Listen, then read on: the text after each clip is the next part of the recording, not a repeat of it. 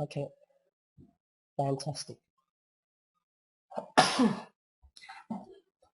Good evening, everyone.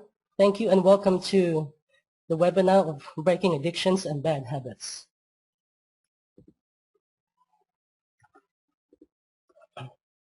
My name is Joel de la Cruz, and for those of you who know me or have followed me online, I've got an identity and a business name called Your Relationship Oracle.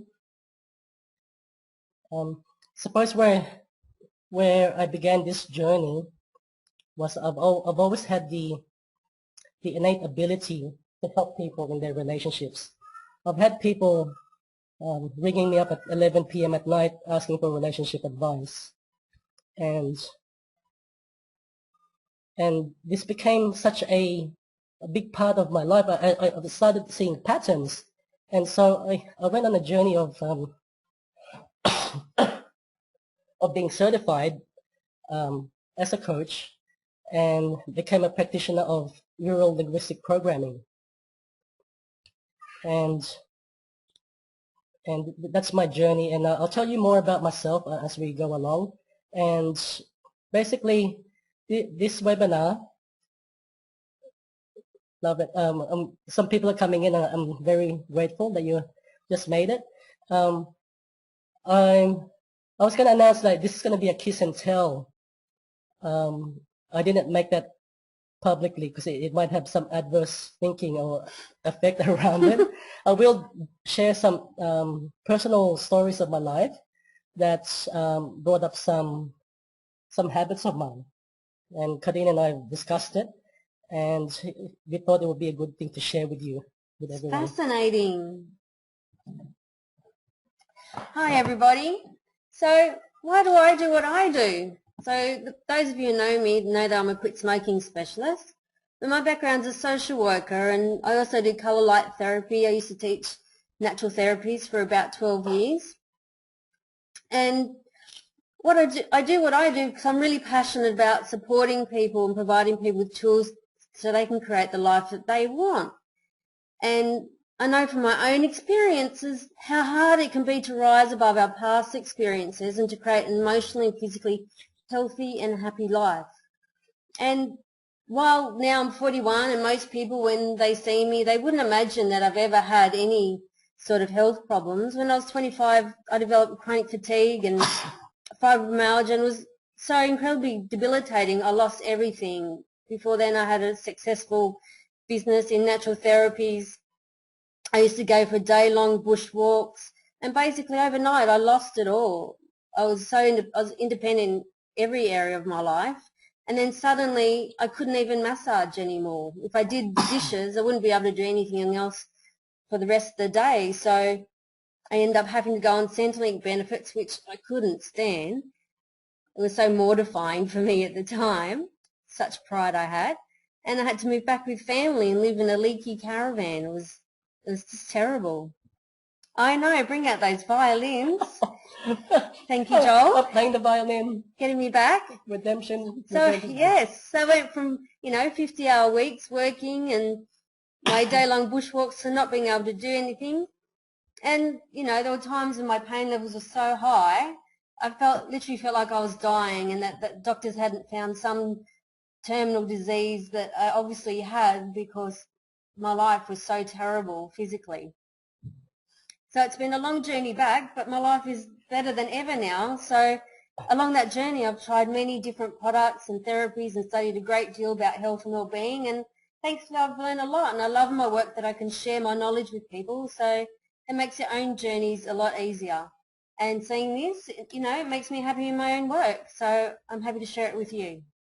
Awesome, Khadine. Thank you. Okay. I've got people saying hi, and as mentioned, we agreed not to mention names due to the sensitive nature of this webinar. Can I ask you guys, what is your intention for this webinar? Can you write it down? Like, what is your intention? Please feel comfortable in asking questions. We will answer them. So why have you come to join us today? Yeah, is it to find information, to kickstart a new life, for example? Right, to learn more about nature and challenge of addiction. Perfect. Anyone else? Okay, excellent. Someone is curious. I love it. To learn more about the whole topic and what I don't know about myself. Perfect. That's awesome. And you love us both. We love that. Yeah, we love you too. And we know that you're from South Australia. Thank you. Wonderful. And someone wrote that he wants to support us. Thank you so much. Love it. Okay, we'll just move right along because I love you guys and I want to know more about the roots of addiction. Beautiful. Okay. Awesome. We'll continue. Okay, it's more of a technical thing here. Find out the techniques and the sequence of coaching models, NLP techniques. Okay. Well, they're all coming in right now. Thank you. Awesome. Right, they all came into the right place. What do you think, Khadine? Yeah, it looks great to me. All right. Okay, let's continue. Okay. Okay, so I'm going to talk about physical addiction versus compulsion habit, just in relation to our seminar, to our webinar, just to make it clear on what we're going to be talking about when we talk about addiction. So underlying all addictions and compulsions or habits are basically painful emotions. We adopt addictions and compulsions in order to fill gaps in our emotional systems. So a lot of people will recognise physical addictions as, say, smoking or other sorts of substances or gambling, but we're going to distinct that a little bit. So we're going to refer to physical addictions as when your body malfunctions if you don't have that substance. So, for example, if you are addicted to heroin or ice, you can't function without that, and you can have heart attacks or fits or whatever if you don't have that substance. And if you miss out on your hit of it, you have to have that hit and more the next time that you get to have it. What we're focusing on today is more around compulsions and habits. So a compulsion is when you feel you're being compelled to do something, like when you're checking Facebook all the time, or when you feel a need to go to the poker machines all the time to get your little high from trying to win. And habits are when something becomes a ritual to the extent that it's done without consciously thinking about it, like when you're nail biting, or if you're a smoker and you have that cigarette in your hand without even thinking about it. Oh my goodness. Yeah, I have a compulsion then to look and check on Facebook all the time, Khadine. Thank you for clearing that up for me. I thought that was an addiction or a habit. Now I know it's a compulsion. Thank you. Does OCD fall under compulsion? A friend from Melbourne is asking. Well, for me, OCD is from my social working background. It would come under an anxiety disorder in and of itself, but Joel might see OCD in a different light. How do you see OCD, Joel? Do you see it as an anxiety disorder, or from your framework, do you see it differently? Yeah, I see it's some sort of anxiety as well. It's their way of a person doing OCD. Okay, I'm saying doing OCD, not having OCD. Okay, they do that in order to do many things of addictions, compulsions, and habit. It's the way of dealing with emotions. Okay. Oh, look at that, emotions. Emotions, yay, the 6 core needs. The 6 core needs. Okay. Our minds, basically, I just want to clarify what our minds is made out of. Our mind is made out of 10% consciousness and 90% unconscious. So if you are conscious of something, it's like, imagine being in a dark room and you've got a torch or a flashlight and you can only see where the light is hitting. That part where you can see with the light in this dark room, you are conscious of what you're seeing, hearing, and feeling. Okay, everything else around that is unconscious because you're not aware of it. Our mind is made out of 90% unconscious, and the bulk of that is basically emotions. So just like the iceberg, as you can see in the photo, it's a very serious thing looking at your emotions. After all, it can sink the Titanic.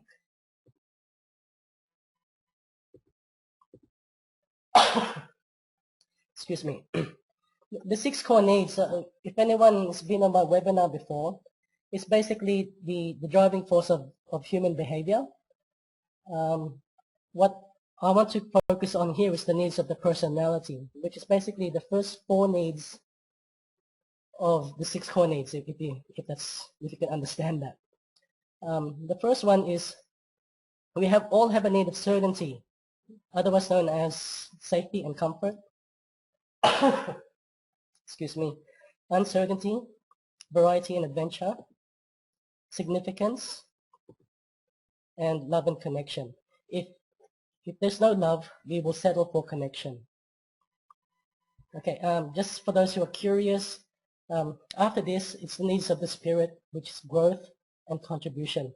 The reason why I'm concentrating on the needs of the personality is because of the next slide. The needs of the personality it can be met in 2 ways, unresourceful and resourceful. Basically, you can attain the needs, and being unresourceful means you can't sustain it.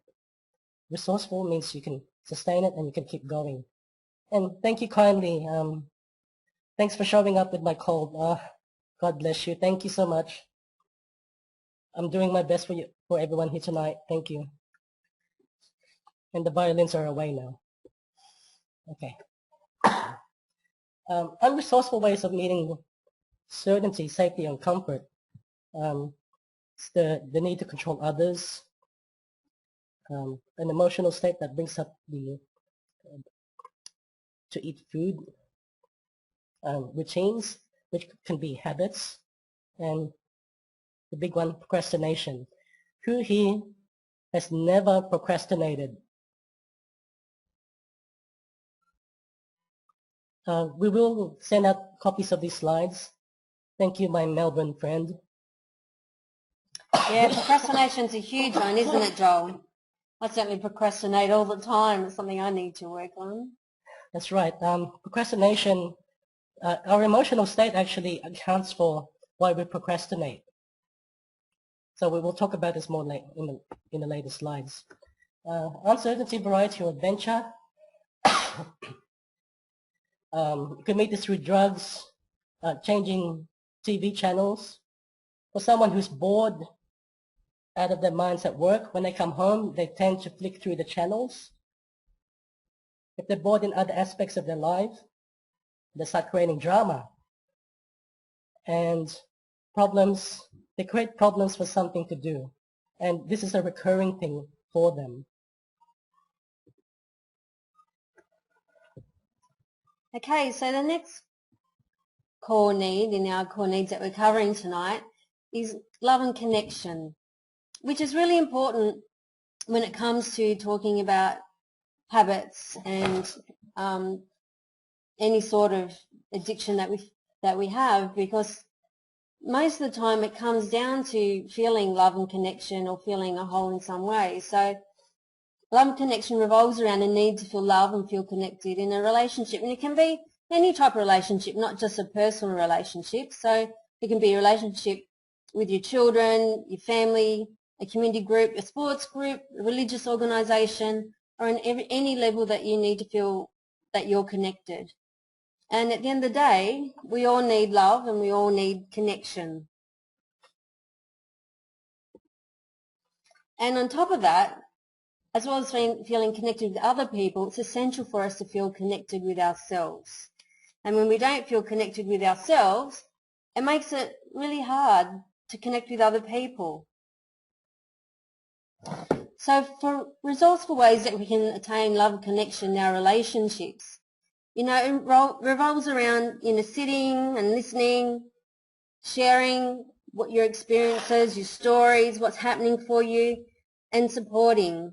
When you do these things, it creates links of connection, which is really, really important. And in spending time to create love and connection, it's not just about sitting in front of the TV together. Because for a lot of people, that's not about quality time. And what's essential for love and connection is actually having quality time and enjoying your time with someone else or a group of other people, doing something that's really significant to you. And when you don't have that, then your life can feel a little bit empty when you don't have someone to share the things you like to do with. And learning each other's love languages is really, really important. So there's a quite famous book by Gary D. Chapman which talks about the love languages, particularly in personal relationships.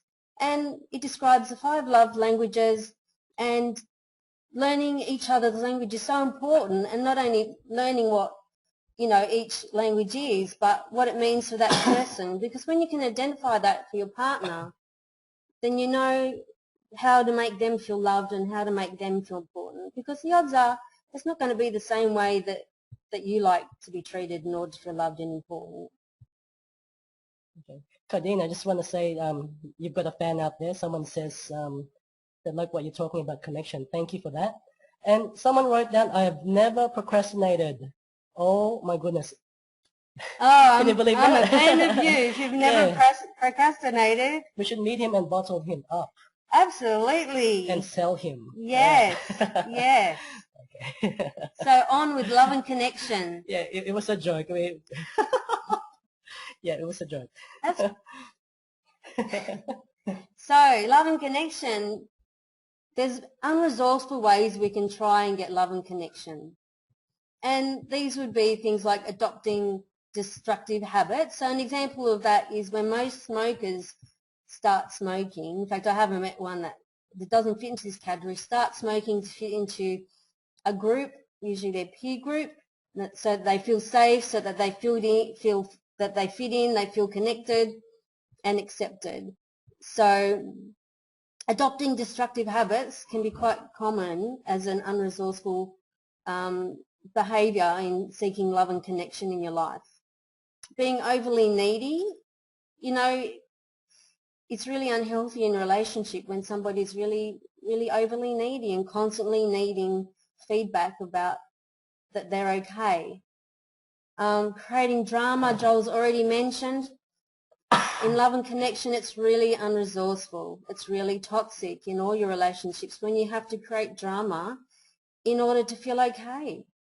Another area is when you ignore your own needs, where you do everything for everybody else and you put your needs last, then, that really sabotages your ability to receive. So you don't feel love and connection in return because you're not allowing people to give back to you, or you're not creating boundaries where you expect people to give back to you. And the last part is manipulation.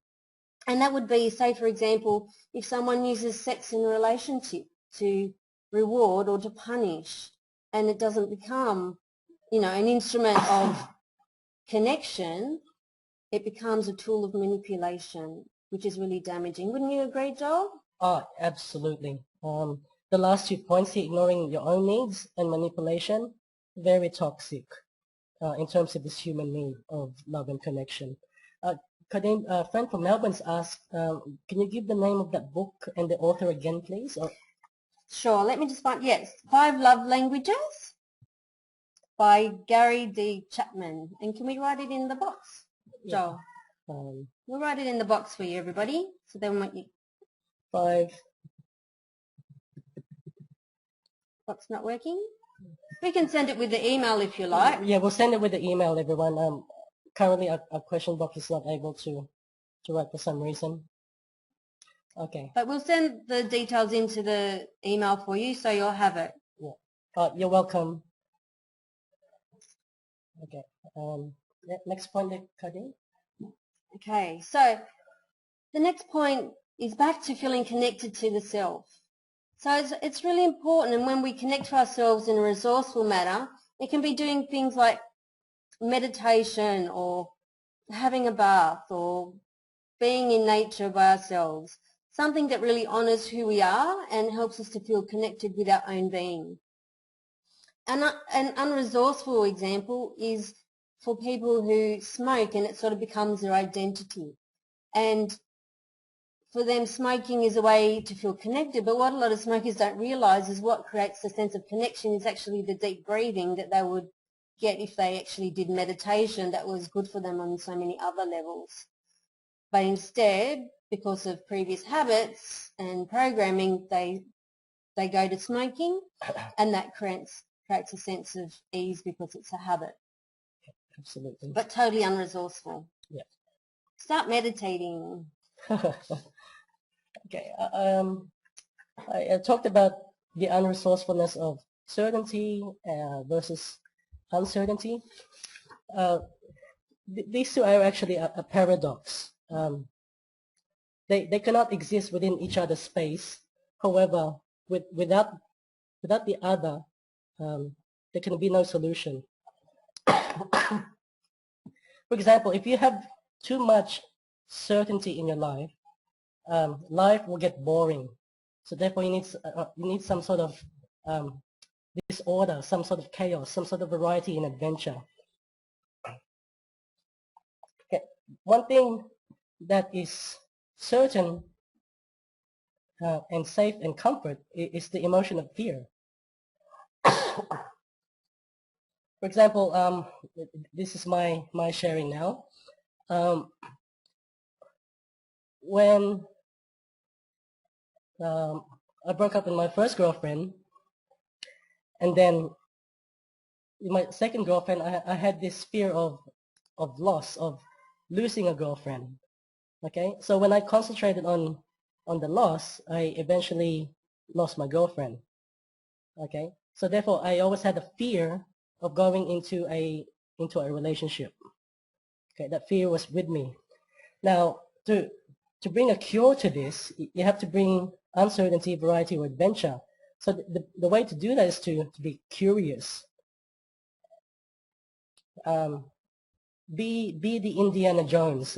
Find out what's on the other side of the hill. Find out what's underneath the cloche, for example. Yeah, okay, that's Master Chef.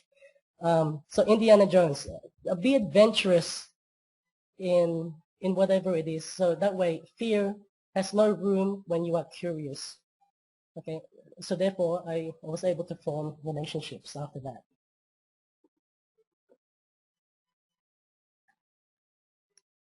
Okay. So significance in relation to the 6 core needs is really important because we all want to feel significant in our personal relationships and significant to the people around us. The question is whether we do it resourcefully or unresourcefully. And sometimes significance can be not just people looking up to us, like in our partners or family, but being admired, say, because of our work position or a position we hold in sports or on a committee. Or sometimes it's about just being unique and recognised as a unique person, so dressing differently or acting differently or being open-minded in a different way other people aren't. So resourcefully, it can motivate us to do really well and achieve in things that we're interested in. And for example, it can help us to be better at our hobbies, or it can make us want to really excel in our job or excel in our studies. In any area of our life that we really want to excel at, it can be really useful.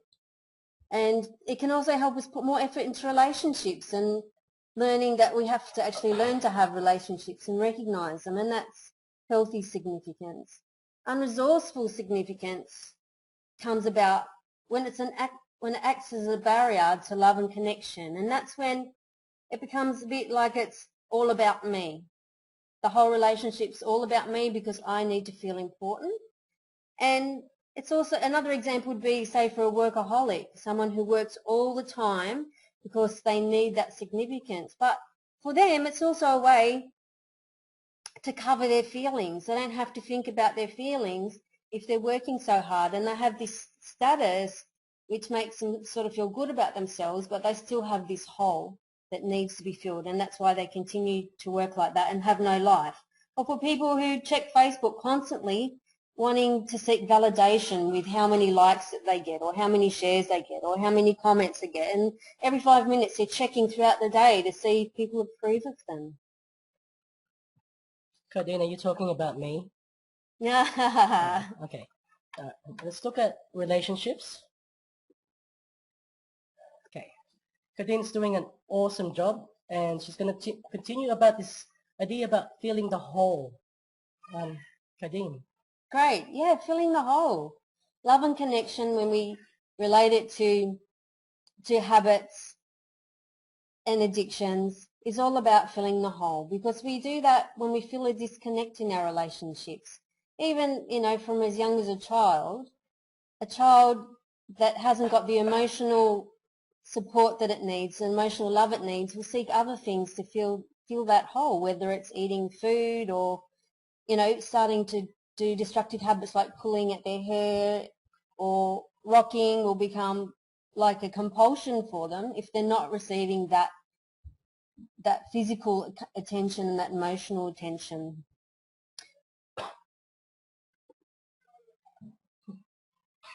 So, poor Joel. He's really unwell, guys. Sorry for the whole violin comment before, but it was quite amusing at the time, Joel.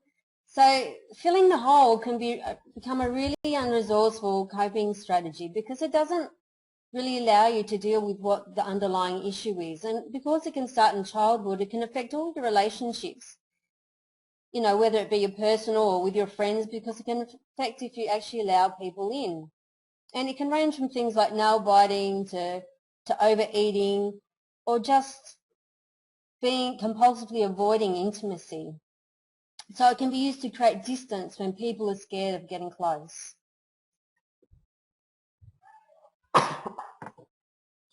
Okay.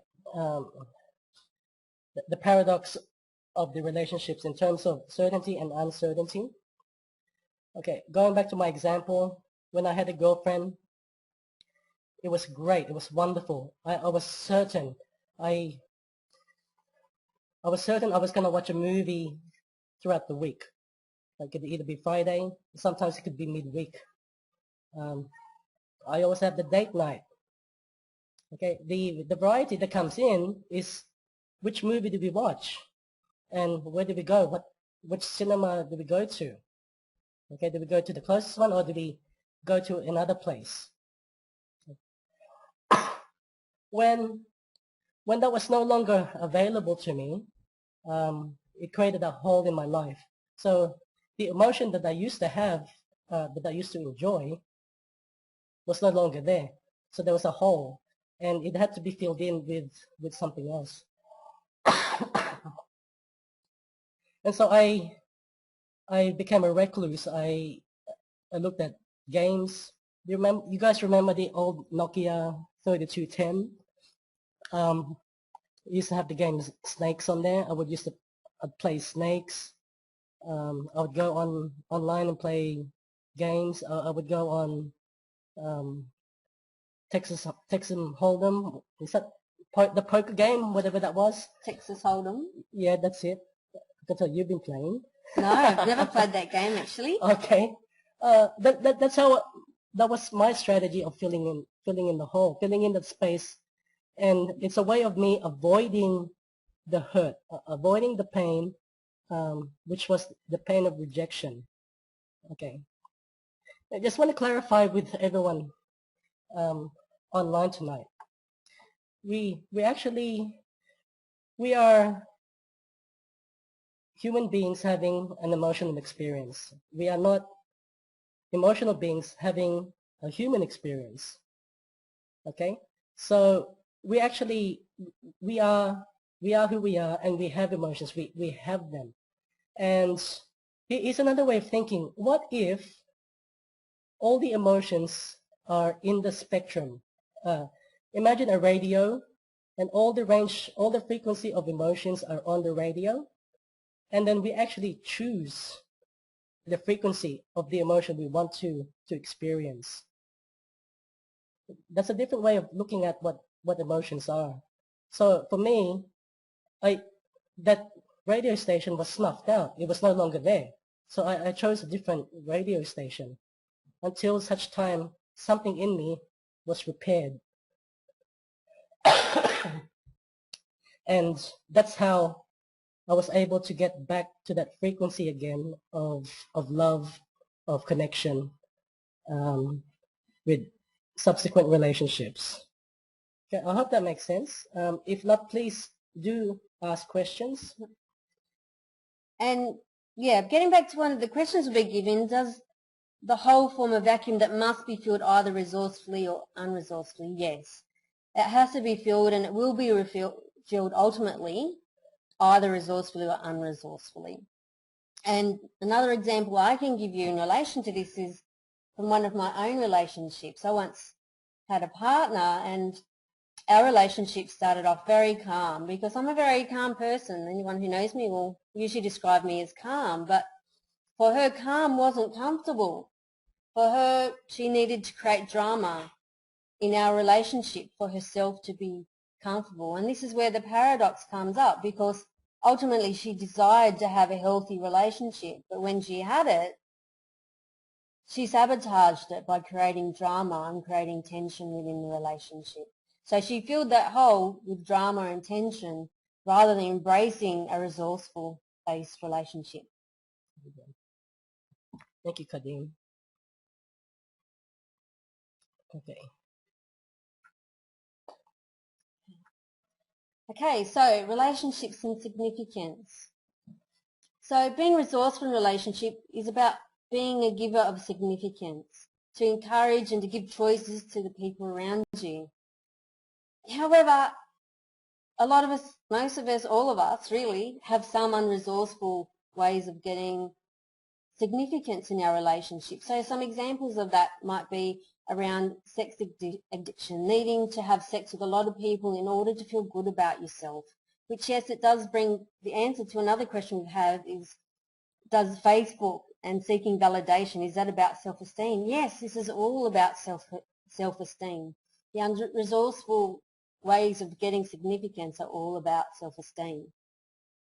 Creating drama, constant theme throughout this webinar, is an unresourceful way of getting significance. It's about, this is about me, and I don't care about the impact on the people around me as long as I have a feeling of significance. Gossiping, making others feel bad in order to make yourself feel good. Putting other people's down, again, to make yourself feel good at the expense of other people. Attention seeking all the time, needing the attention on you to feel good. It's all about self-esteem. And putting everybody else before yourself, I've mentioned before, is also reflects significance in an unresourceful way, because if you're putting everyone else before yourself, you're not allowing yourself to receive stuff back. So it becomes unresourceful in your behaviours and habits. Okay. We're going to talk about strategy here. For those who don't know what strategy is, basically it means everything that we do, anything that involves our action, even our thoughts, have a strategy. For example, the way we brush our teeth, the way we eat our food, they're all strategy. I know of a person who has to eat his fries before he eats his hamburger. Okay, no matter what restaurant, he has to eat his fries first. Okay, so that's his strategy of eating fast food. Might not be resourceful there, Khadine. No, I'd rather not have the fast food. Okay. Khadine will kill me for this slide. The way women shop, definitely a strategy. Definitely. Hello. All right. I know many men who shop very well, thank you, and there's many women like myself who actually don't enjoy shopping, Joel. No comment. Okay, moving right along. All right. For those who are practitioners, would know about the Yay! one sweet lady says, "I hear you, Khadine," and I'm so right, I know. Thank you for the validation. Where's the significance coming from? Exactly. All right. The tote, T-O-T-E. It stands for trigger, operation, test, and exit. Every strategy that we do is invoked with a trigger. Then we do something. We get involved in an activity, and then we have a test. If-then sort of test for those who are programmers out there. If this action meet a certain criteria, and then I will exit. Okay, and then if it doesn't, then do the operation again until it becomes successful. The trigger in anything that we do as human beings who have emotional experiences in life is actually the emotional trigger. Think back to the iceberg where 90% of our unconscious mind that we are not aware of resides unconsciously. So most of our emotions we are not even aware of, and that sets up a trigger. For example, my girlfriend said, "Oh, I want to." I don't remember the exact words she said now. Basically, it was to break up with me. So that was a trigger. It created an emotional response in me. So the operation was to play any sort of games. And no, I didn't have a Nokia 6610. I wasn't that advanced. Anyway, when I didn't even know what my test was. And if ever, I didn't know what criteria was for me to get out of that gaming habit or addiction. So therefore, I had no means of exiting, and I kept doing what I was doing until I came to realize that I have to ask myself consciously, is there an if-then situation here? Therefore, is playing games meeting my needs of whatever love that I had before? And if playing games is going to satisfy those needs ever? And when I realized that, then the answer was no. I exited from that strategy of playing games, any sort of games. And that was the way I got out of it. So to really be conscious of that, you'll need some guidance, a coach perhaps, some other. I'm just going to read a question here. So I suppose we run strategy for other sorts of feelings like anxiety too. Yes, we do. Yeah, that very much. The feeling of anxiety, it was triggered by some sort of emotion.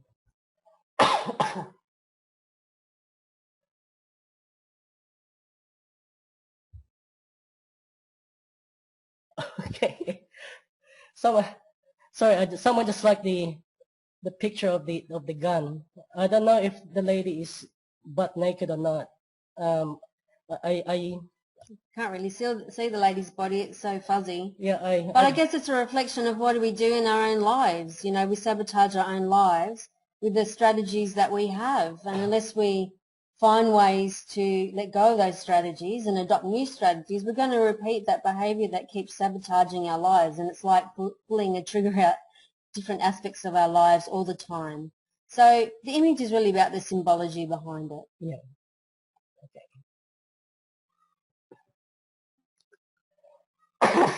And as for the anxiety, yes, we run strategies for unresourceful feelings around anxiety. So we'll have a trigger that will set up that anxiety based on our past experiences and our associations, and we might not even be conscious of what that trigger is.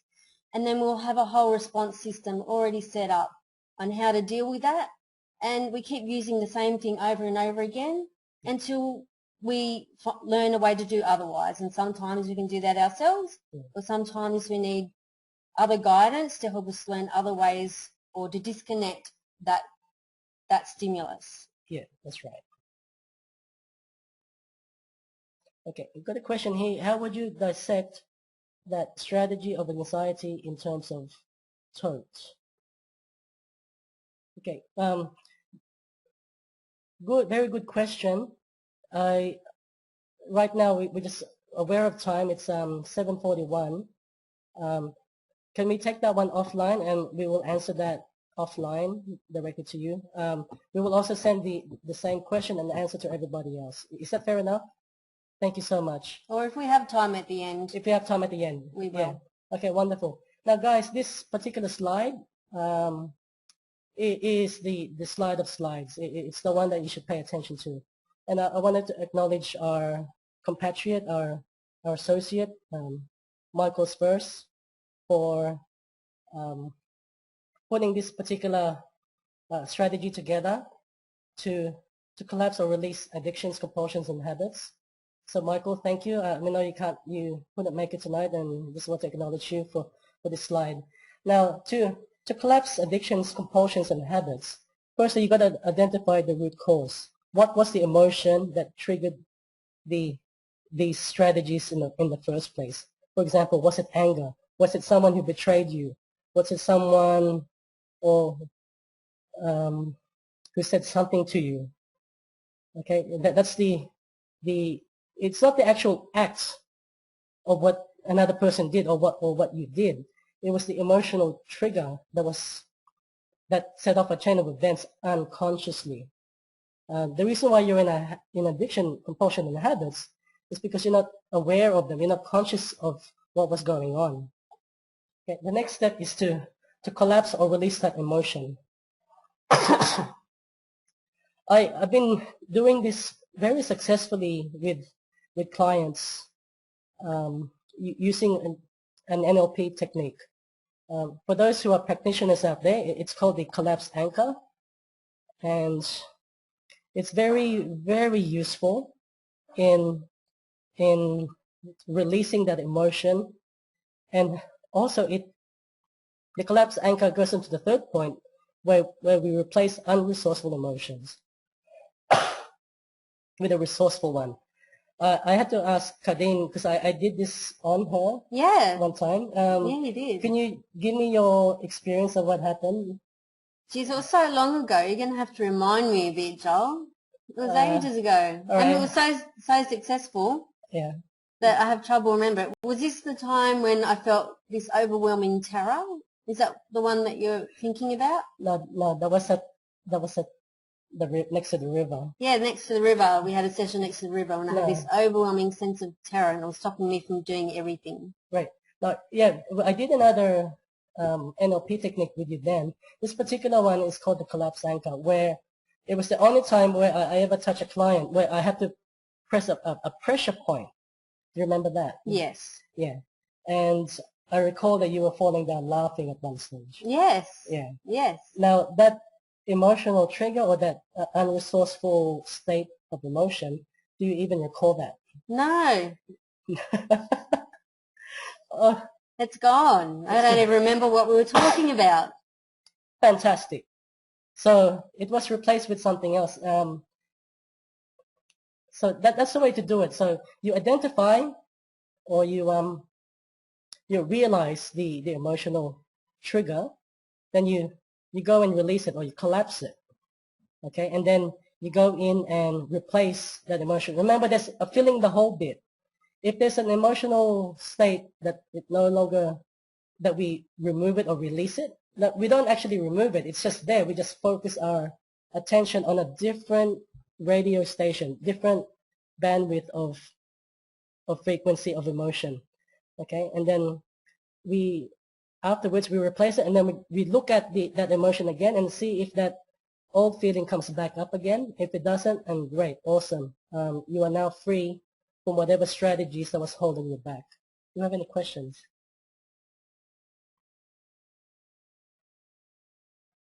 Wonderful. Someone did something similar around anger, which is awesome. Thank you. Okay, moving right along, we are aware of time.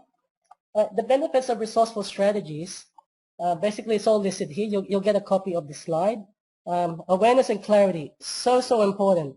If you're not aware and you don't have clarity around what is happening to you, most likely you'll do things that you'll have emotions controlling you instead of you controlling the emotion. Benefits, you've got empowerment of choice.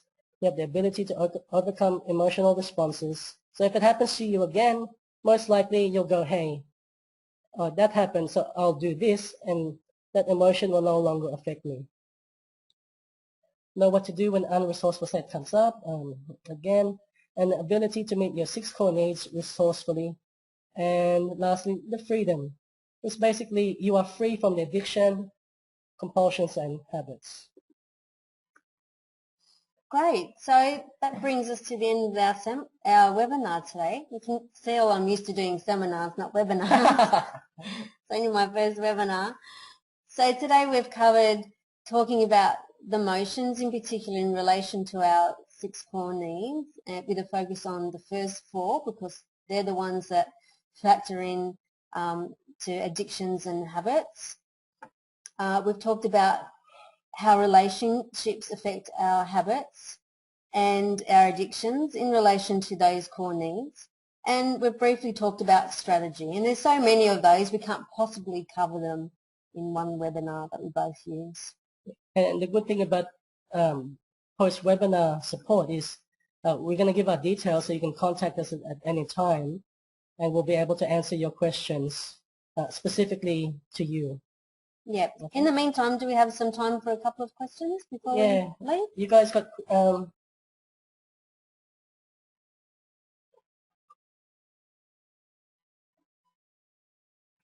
in terms of anxiety. So if we go back to the question around how would you dissect that, as in the TOTE strategy in terms of anxiety, how would that reflect around somebody, say, with a spider phobia, Joel?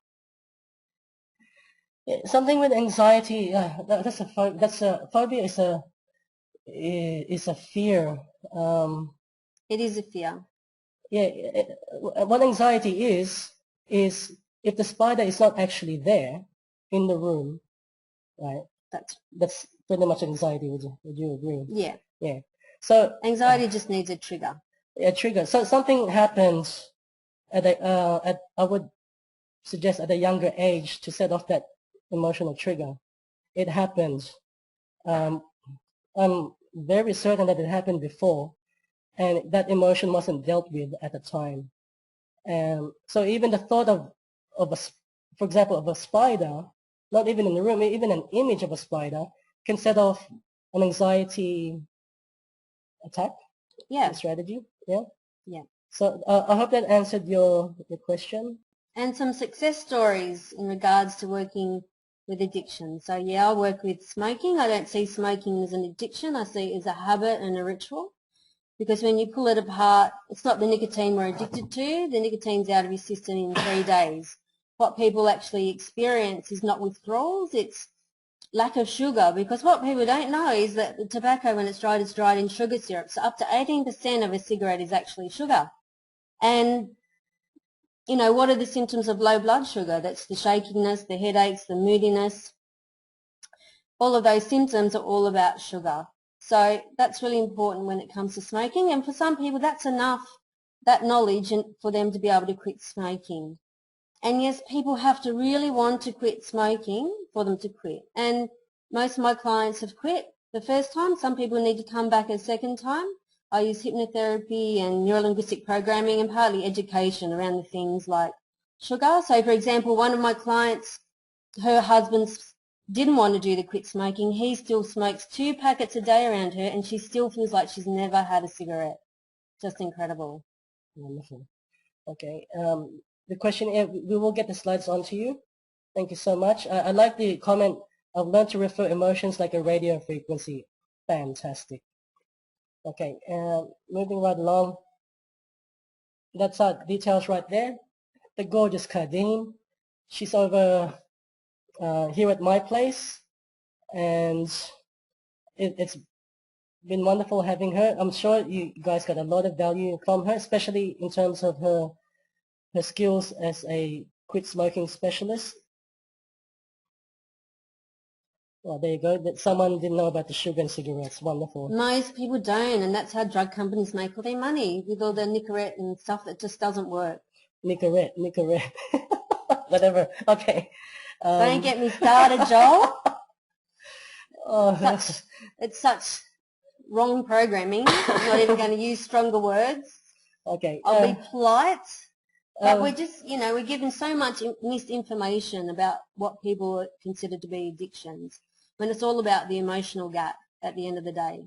Wonderful. And before we go, we will be launching a series of workshops, like physical workshops, where people who have addictions can come to a workshop and partake in a program, and where we can address particular addictions, compulsions, or habits directly in that workshop. So Yeah. if you're And interested for in people that, who recognise that they have emotional gaps or emotional holes that they feel even just with eating food. yeah.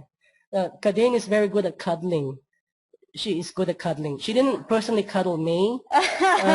She cuddled my daughter.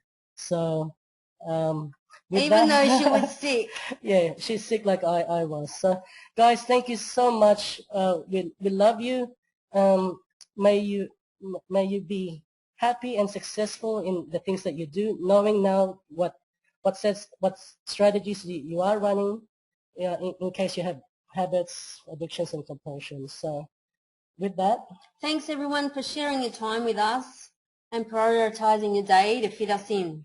wonderful. We acknowledge that and thank you so much. God bless. Bye. Bye.